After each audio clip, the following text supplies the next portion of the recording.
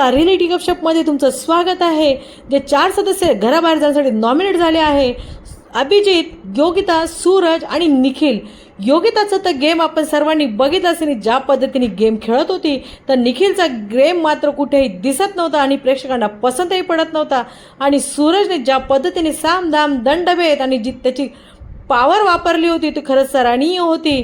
तर अभिजितने ज्या पद्धतीने सर्व टीमला एकत्र घेऊन प्लॅनिंग करून गेम खेळत आहे आणि टीमला पुढे घेऊन जात आहे, ते खरंच कौतुकास्पद आहे।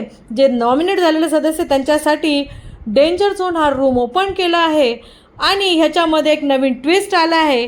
ह्यावेळी एक सदस्य नाही तर 2 सदस्य एलिमिनेट होत आहे आणि ते सदस्य आहे निखिल आणि योगिता। असेच नवनवीन अपडेट बघण्यासाठी माझ्या चॅनलला लाईक, शेअर आणि सबस्क्राईब करा।